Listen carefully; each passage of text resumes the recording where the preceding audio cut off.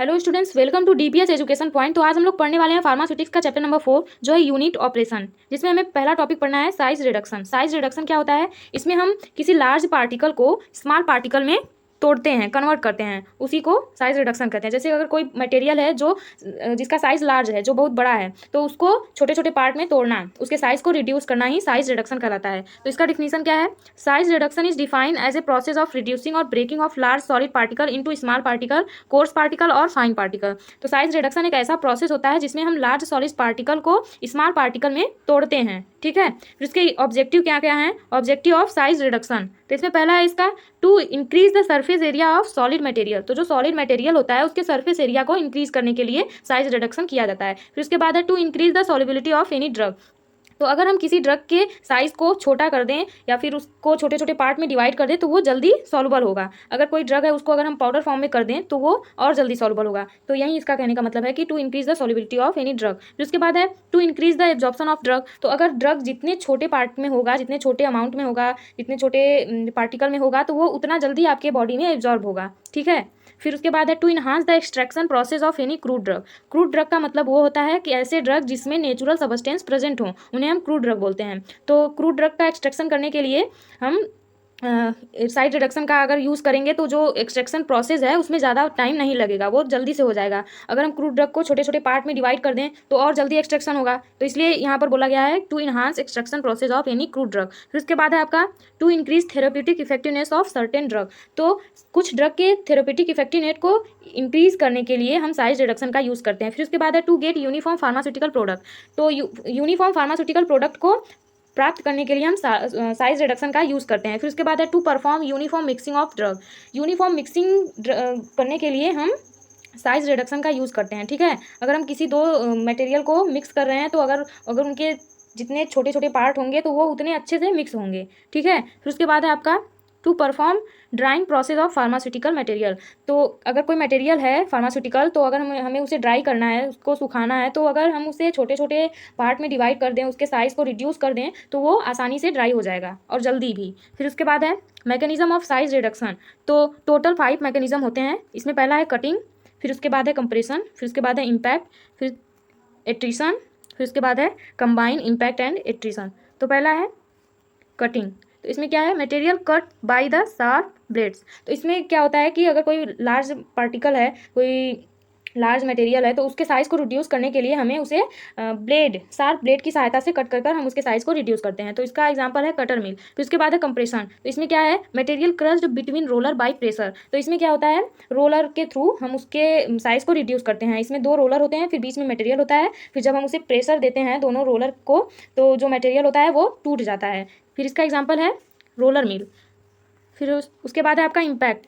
The size of material is reduce when the material is heated by moving object at very high speed. तो इसमें क्या होता है कि मूविंग ऑब्जेक्ट होता है जो हाई स्पीड से रोटेट करता है, घूमता है। फिर जो मटेरियल होता है वो इस मूविंग ऑब्जेक्ट से हीट होता है, मतलब टकराता है, तो वो अपने छोटे छोटे पार्ट में डिवाइड हो जाता है। फिर इसका एग्जाम्पल है हैमर मिल, ठीक है।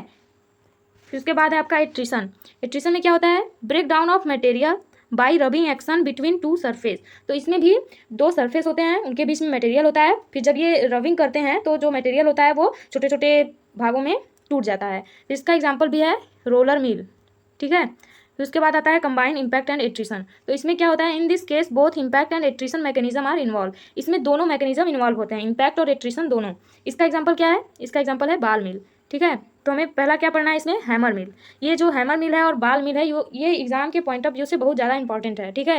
एग्जाम में बहुत पूछता है ये। इसमें क्या है? Hammer mill. Hammer mill is an essential machine in pharmaceutical industry.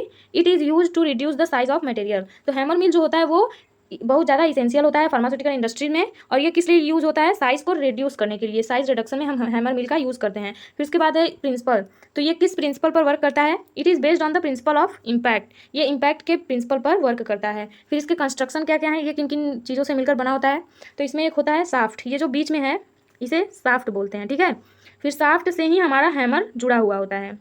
ये जो देख रहे हैं आप, ये सब हैमर्स हैं, ठीक है। इन्हीं से मटेरियल टकराकर छोटे छोटे भागों में टूटता है। फिर ये जो है ये है फीड इनलेट, इसे हॉपर बोलते हैं। यहाँ से हम मटेरियल को डालते हैं हैमर मिल में, ठीक है। फिर ये जो स्क्रू है, स्क्रू के थ्रू हम जो मटेरियल है उसको फोर्स करते हैं हैमर मिल में जाने के लिए। फिर उसके बाद यहाँ पर दिया गया है स्क्रीन। स्क्रीन से क्या होता है, जो मटेरियल छोटे छोटे भागों में टूटता है उसको हम स्क्रीन के थ्रू बाहर निकाल लेते हैं, ठीक है। यही है आपका पूरा हैमर मिल।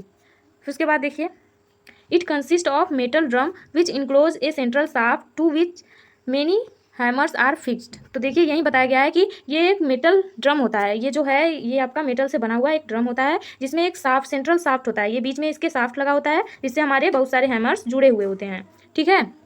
फिर उसके बाद है आपका on the upper side feed inlet is present and on the lower side there is a screen through which powder passes. तो देखिए यही बोल रहा है कि अपर साइड में क्या होता है, एक फीड इनलेट होता है, ये आपका फीड इनलेट हो गया अपर साइड में, और लोअर साइड में क्या होता है, एक स्क्रीन होता है जिसके थ्रू जो पाउडर होता है, जो हमारा मटेरियल होता है, जो छोटे छोटे भागों में टूटता है, तो उसको हम बाहर निकालते हैं स्क्रीन के थ्रू। फिर उसके बाद है आपका the soft is rotated with electric motor. तो जो हमारा साफ्ट है वो किसके थ्रू रोटेटेड होता है, इलेक्ट्रिक मोटर। तो इसलिए हैमर मिल जो होता है हमारा वो इलेक्ट्रिसिटी से चलता है। फिर इसके वर्क क्या क्या है, ये वर्क अपना कैसे करता है, whole hammer mill is started by using electricity. तो जितने भी हैमर मिल हैं वो इलेक्ट्रिसिटी से स्टार्ट होते हैं। फिर उसके बाद है the speed of motor is 1000 to 500,000। तो इसका कहने का मतलब ये है कि जो स्पीड होना चाहिए हमारे मोटर का वो कितना होना चाहिए, 1000 से 5000 RMP। RMP का मतलब क्या होता है, रोटेशन पर मिनट, ठीक है। फिर उसके बाद है आपका the material put into feed inlet. तो सबसे पहले हम क्या करते हैं, मटेरियल को फीड इनलेट में डालते हैं। फिर उसके बाद the material is reduce to small size due to fast rotation of hammer. तो जो हमारा मटेरियल है वो छोटे छोटे पार्ट में टूटने लगता है, किसके द्वारा, जो हमारा हैमर जो तेज़ी से रोटेट कर रहा है उससे जो हमारा मटेरियल है वो टकराता है और छोटे छोटे पार्ट में टूटने लगता है। फिर उसके बाद क्या होता है, when material achieve the desire size passes through the screen. तो जब हमारा मटेरियल डिजायर साइज में टूट जाता है तो वो किसके थ्रू बाहर निकलता है, स्क्रीन के थ्रू, ठीक है। फिर उसके बाद है इसका एप्लीकेशन और यूजेस, इसको कहाँ कहाँ यूज़ करते हैं। तो है hammer mill is also reduce the size of large brighter material. तो ब्राइटर मटेरियल का मतलब ये है कि ऐसे मटेरियल जो सॉलिड तो होते हैं लेकिन हम उन्हें आसानी से तोड़ सकते हैं, तो उसको तोड़ने के लिए हम हैमर मिल का यूज़ करते हैं। जैसे आपका बिस्किट हो गया तो वो सॉलिड तो होता है लेकिन उसे हम आसानी से तोड़ सकते हैं, तो ऐसे टाइप के जो मटेरियल होते हैं उन्हें ब्राइटर मटेरियल कहते हैं। फिर उसके बाद है आपका hammer mill is also use to produce different grades of powder. तो जो डिफरेंट ग्रेड्स के पाउडर होते हैं, जैसे फाइन पाउडर हो गया, माइक्रो फाइन पाउडर हो गया, कोर्स पाउडर हो गया, तो इन सबको बनाने के लिए हम हैमर मिल का यूज़ करते हैं। फिर उसके बाद है hammer mill can be used to crush large fibrous material into small. तो जो हैमर मिल होता है वो लार्ज फाइब्रस मटेरियल को स्मॉल फाइब्रस मटेरियल में कन्वर्ट करने के लिए यूज़ किया जाता है। फिर उसके बाद है hammer mill is also used for powdering of leaves, bark and roots. तो जो लीव्स होते हैं, बार्क्स होते हैं, रूट्स होते हैं, तो उनको पाउडर बनाने के लिए हम हैमर मिल का यूज़ करते हैं। फिर उसके बाद है आपका बाल मिल। तो ये किस प्रिंसिपल पर वर्क करता है, इसके प्रिंसिपल क्या है, तो बाल mill is work on the principle of combine impact and attrition. तो ये जो होता है वो कंबाइन इम्पैक्ट एंड एट्रिशन के प्रिंसिपल पर वर्क करता है। फिर इसके कंस्ट्रक्शन क्या क्या है, तो इसमें पहला पॉइंट क्या है, it consist of hello metallic cylinder fixed on metallic frame. तो ये जो होता है ये हालो मेटेलिक सिलेंडर से बना होता है और ये फिक्स्ड होता है किसमें, मेटेलिक फ्रेम में फिक्स्ड होता है। फिर उसके बाद है द सिलेंडर कंटेन बाल मेड अप ऑफ मेटल और rubber which occupy 13 to 50% of volume of the cylinder.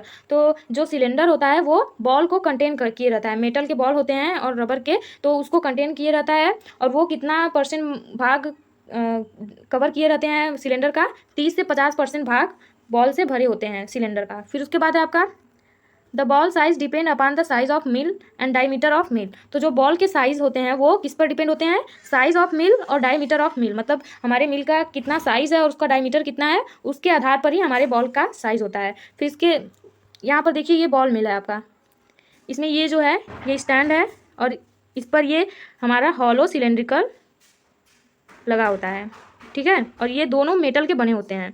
फिर इसके अंदर जो ये छोटे छोटे दिख रहे हैं ये सब बॉल्स हैं, इसको स्टील बॉल बोलते हैं। फिर उसके बाद है मटेरियल, तो इसमें जो उससे भी छोटे छोटे हैं वो आपके मटेरियल हैं। फिर जब ये रोटेट करता है तो जो बॉल होते हैं और जो मटेरियल होते हैं वो आपस में टकराते हैं, तो जो मटेरियल होता है वो अपने छोटे छोटे भागों में टूटने लगता है, ठीक है। तो यही है आपका। फिर उसके बाद है इसके वर्किंग में क्या है, द मटेरियल और drug to be reduce are put into the cylinder of ball mill. तो जो मटेरियल और ड्रग जिसको हम रिड्यूस करने वाले हैं तो उनको हम बॉल मिल में पुट करते हैं, उनको हम बॉल मिल में डालते हैं। जैसे देखिए यहाँ पर दिया गया है स्पीड इसके कि कितना स्पीड होना चाहिए। तो अगर हम लो स्पीड से बॉल मिल को चलाते हैं तो जितने भी बॉल्स हैं वो सारे एक मतलब जो सिलेंडर है उसके किसी एक कोने में आकर इकट्ठा हो जाएंगे। फिर उसके बाद अगर हम उसे हाई स्पीड से चलाएंगे तो जितने भी बॉल्स हैं सब उसके सिलेंडर के अपर साइड पे या फिर उसके चारों तरफ आकर लग जाएंगे, अगर हम उसे हाई स्पीड से चलाते हैं तो इसलिए यहाँ पर करेक्ट स्पीड दिया गया है कि एक ऑप्टिमम स्पीड होना चाहिए जिसमें हम अच्छे से उसको मतलब चला सके। जैसे यहाँ पर देखिए इसमें ऐसा स्पीड दिया गया है जिसमें मटेरियल जो और बॉल हैं वो नीचे हैं, और यहाँ देखिए करेक्ट स्पीड दिया गया है जिसमें ना तो लो स्पीड है और ना ही हाई स्पीड है। ठीक है, एक ऑप्टिमम स्पीड है जिसमें हम आसानी से मटेरियल को तोड़ सकते हैं, क्रश कर सकते हैं। तो इसका वर्किंग क्या है, द मटेरियल और drug to be reduce are put into the cylinder of ball mill. तो जो मटेरियल और ड्रग जिसे हमें रिड्यूस करना है उसको हम बॉल मिल में डालते हैं। फिर उसके बाद है the speed of rotation is very important, जो रोटेशन का स्पीड है वो बहुत इंपॉर्टेंट होता है। फिर उसके बाद है after putting material close the cylinder tightly. तो जब हम मटेरियल को सिलेंडर में पुट करते हैं, उसमें डालते हैं, उसके बाद हम सिलेंडर को अच्छे से उसको टाइटली क्लोज कर लेना चाहिए। क्योंकि अगर हम उसे अच्छे से क्लोज नहीं करेंगे तो अगर हम उसे रोटेट कर रहे हैं तो अगर वो खुल गया तो हमारे जितने भी मटेरियल्स हैं, जो जितने भी ड्रग हैं, वो सब नीचे गिर जाएंगे। तो इसलिए उसे टाइटली क्लोज करना चाहिए। फिर उसके बाद and set the speed of rotation. फिर उसके बाद हमें रोटेशन के स्पीड को सेट करना चाहिए एक ऑप्टिमम स्पीड में। फिर उसके बाद है low and high speed does not reduce the material. तो इसके कहने का मतलब यह है कि लो और हाई, अगर स्पीड लो है या फिर स्पीड बहुत ज़्यादा हाई है तो वो मटेरियल को रिड्यूस नहीं करेगा, उसके साइज़ को रिड्यूस नहीं कर पाएगा। तो यहाँ पर लिखा है at critical speed ball fall from the top due to centrifugal force then size reduction take place. तो हमें एक क्रिटिकल स्पीड से उसको रोटेट करवाना है जिससे जो बॉल है हमारा वो अपर साइड से नीचे की तरफ गिरने लगेगा सेंट्रीफ्यूगल फोर्स के द्वारा। फिर उसके बाद जो हमारा साइज रिडक्शन है वो अपने आप होने लगेगा। ठीक है, जो मटेरियल्स हैं जो वो बॉल से टकराने लगेंगे और हमारा साइज रिडक्शन होने लगेगा। उसके बाद है प्रिंसिपल, एप्लीकेशन और यूजेज। बॉल मिल का क्या एप्लीकेशन और यूज़ है, इसमें पहला है ball mill are used for grinding of hard solid material. तो ball mill hard solid material को ग्राइंडिंग मतलब पीसने के लिए यूज़ किया जाता है। फिर उसके बाद है ball mill are also used for grinding of wet pharmaceutical material. तो जो वेट फार्मास्यूटिकल मटेरियल होते हैं, जो गीले फार्मास्यूटिकल मटेरियल होते हैं, उनको ग्राइंडिंग, उनको पीसने के लिए भी हम बॉल मिल का यूज़ करते हैं। फिर उसके बाद है ball mill are used to grind brittle drug into small and fine particle. तो जो ब्राइटल प्रोडक्ट होते हैं हमारे, तो उनको भी पीसने और स्मॉल पार्टिकल में या फाइन पार्टिकल में कन्वर्ट करने के लिए हम बॉल मिल का यूज़ करते हैं। फिर है ball mill are also used for grinding of ores. तो ओर्स का मतलब वो होता है कि ऐसे मटेरियल जो हमें ज़मीन के अंदर से प्राप्त होते हैं। ठीक है, तो जो ज़मीन के अंदर से मिलते हैं वो काफ़ी ठोस होते हैं, तो उन्हें ग्राइंड करने के लिए हम बॉल मिल का यूज़ करते हैं। फिर उसके बाद है ball mill also used for reducing the size of sticky pharmaceutical material. तो बॉल मिल स्टिकी फार्मास्यूटिकल मटेरियल जो जिनका नेचर स्टिकी होता है उनको ग्राइंड करने के लिए, उनके साइज को रिड्यूस करने के लिए भी हम बॉल मिल का यूज़ करते हैं। ठीक है, तो आज के लिए बस इतना ही। फिर उसके बाद आपको नेक्स्ट लेक्चर में प्रोवाइड किया जाएगा और वो टॉपिक है आपका साइज सेपरेशन। ठीक है, आज आप लोग साइज रिडक्शन को अच्छे से पढ़ लिए हैं। तो अगर ये वीडियो आपको अच्छा लगा हो तो इसको लाइक कीजिएगा, अपने दोस्तों के साथ शेयर कीजिएगा। धन्यवाद।